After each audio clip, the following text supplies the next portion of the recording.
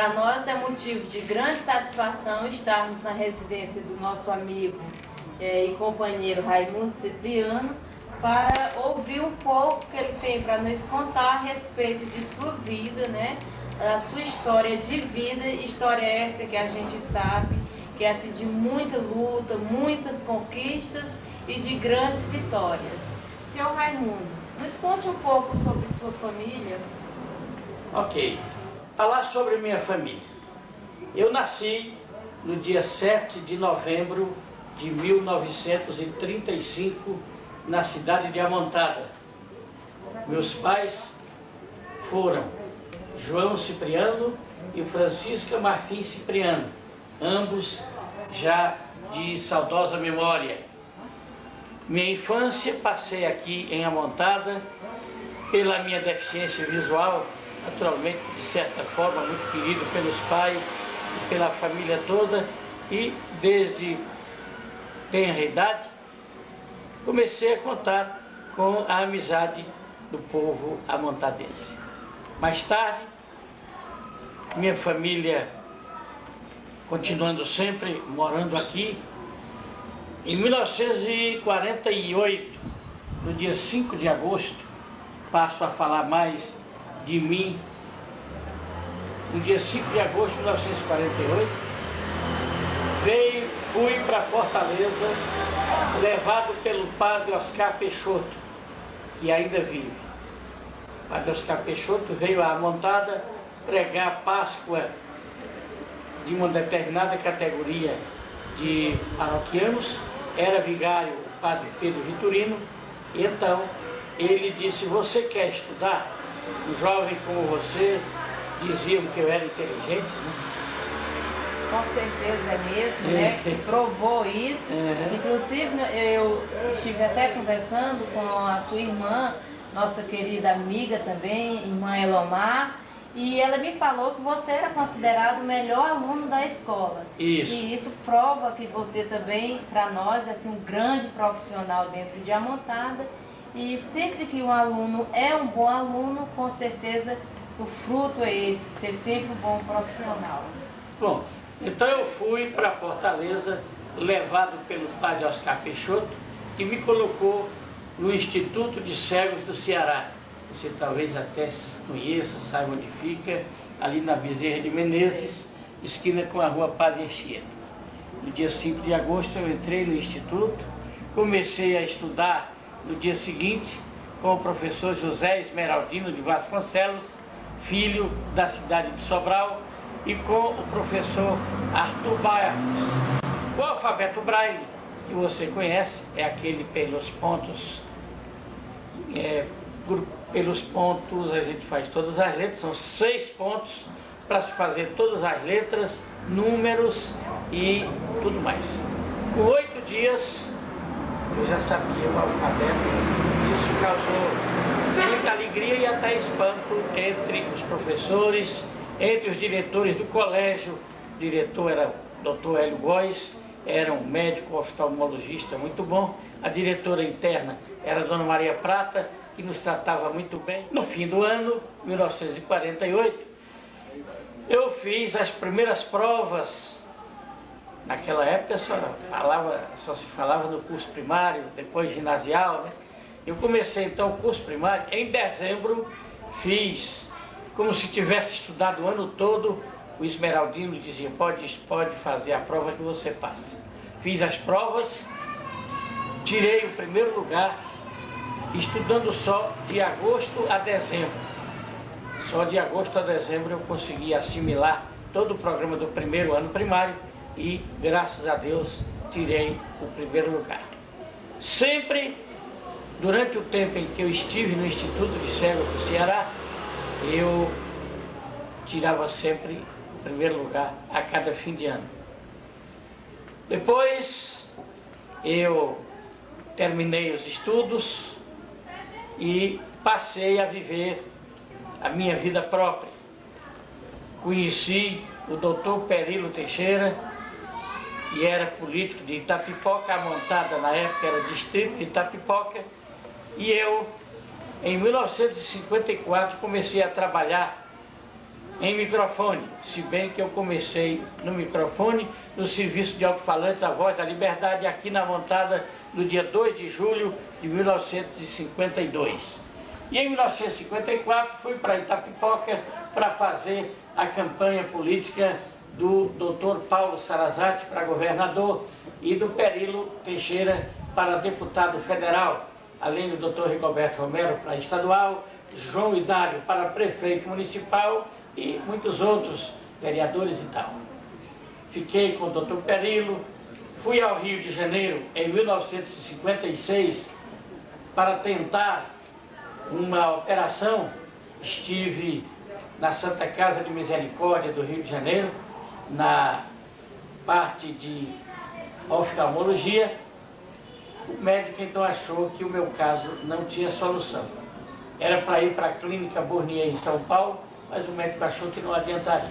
Voltei para o Ceará, continuei trabalhando com o Dr. Perilo e em 1959, com a criação do município de Irauçuba, fui convidado pelo primeiro prefeito de Irauçuba, Valmar de Andrade Braga, para trabalhar naquele município. Ele não me conhecia, mas teve informações minhas através de um grande amigo que era Walter Leôncio Ribeiro, e era um grande municipalista e sempre organizava as prefeituras novas. Que memória invejável, hein, senhor Raimundo Cipriano? Pois nos fale um pouco a respeito sobre sua profissão, as cidades que o senhor trabalhou. Aí eu comecei a trabalhar, Isso, comecei a trabalhar na Irauçuba no dia 10 de junho de 1959. Lá fiquei, embora trabalhando na Montada, trabalhando em Sobral, em 1959, no serviço de alto-falantes que a prefeitura instalara para cobrir as notícias da cidade. Sabe que naquele tempo a irradiadora era o rádio de uma cidade, né? E só tínhamos uma estação de rádio no interior que era Sobral, a Rádio Iracema. E o resto era em Fortaleza, não tinha televisão. Você sabe que a TV no Ceará chegou em 2 de dezembro de 1960, a nossa TV Ceará da Rede Tupi. E a gente ficou lá na Irauçuba até 16 de julho de 99, quando me aposentei. Tenho ainda emprego na Irauçuba, por contrato, trabalho na Câmara Municipal de Irauçuba, mas já não sou mais funcionário da Prefeitura porque me aposentei no dia 16 de julho de 99. Então, em 1962, convidado pelo padre Palhano, que era o dono da Rádio Tupinambá de Sobral, e pelo seu irmão Marcelo, que era o diretor daquela emissora, naquela época era a maior emissora do interior. Eu fui para Sobral, passei a fazer programas de forró, passei a fazer programas noticiosos e outros mais.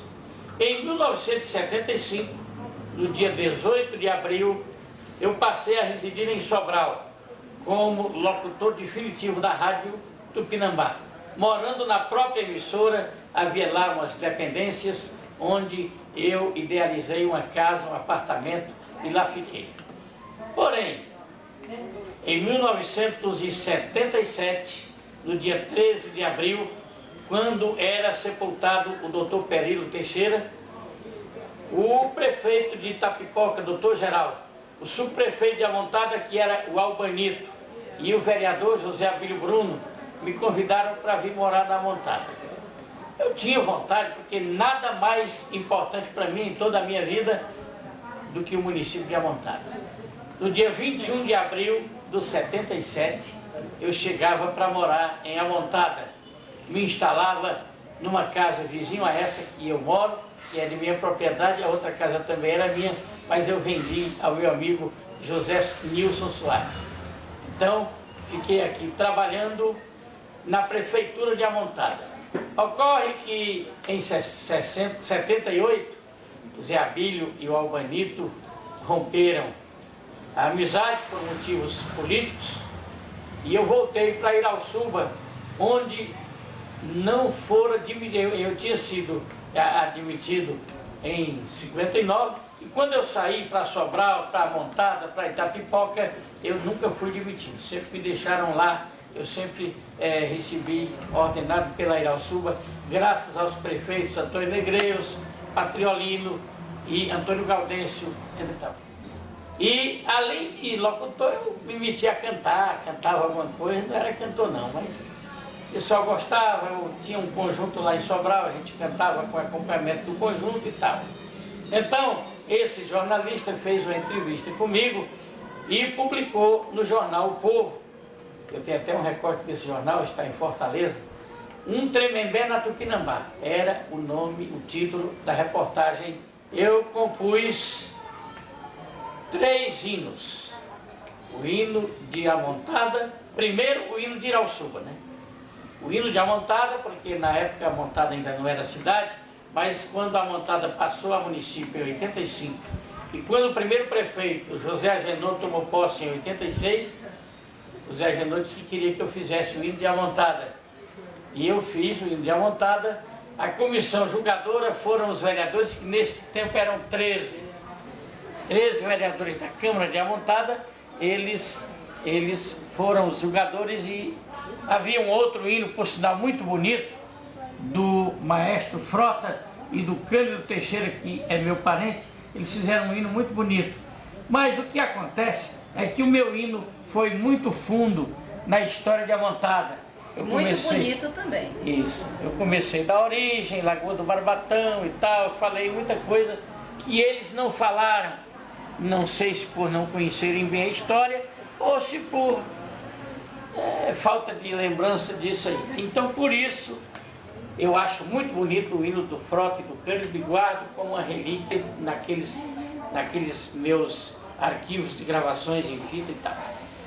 Mas aí eu ganhei os 13 votos da Câmara, unanimemente a Câmara considerou o meu hino o melhor e passou então a ser o hino do município de Amontada. E com certeza o melhor, o mais emocionante. Quando eu fui gravar, mas você sabe música escrita? Eu digo, não sei nem por onde vai. Como é que você pode fazer uma música dessa? Eu digo, não sei, foi Deus que deu a inspiração, o Espírito Santo, coisa assim.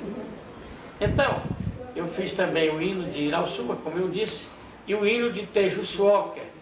O hino de Tejuçuoca também é de minha autoria. Fiz o hino do Colégio Paulo Bastos, da cidade de Irauçuba. Fiz o hino de Nossa Senhora da Soledade, que é lá na Serra de Uruburetama. Me pediram, eu fiz também. E alguns hinos de política eu faço sempre, umas paródias, umas músicas. E assim a gente vai levando a vida. Senhor Raimundo, personagens de músicas que o senhor teve o privilégio de conhecer? Conheci pessoalmente Luiz Gonzaga.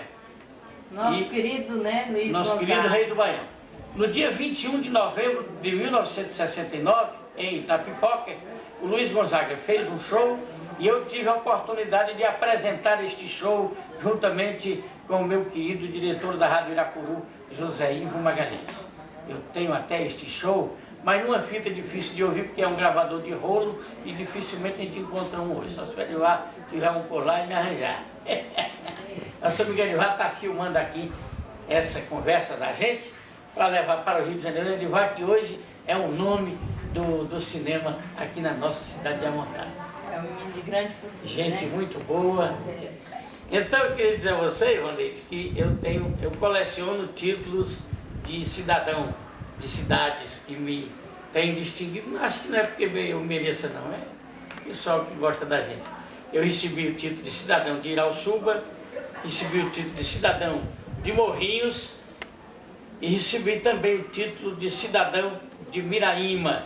Isso me orgulha muito, eu tenho esses títulos.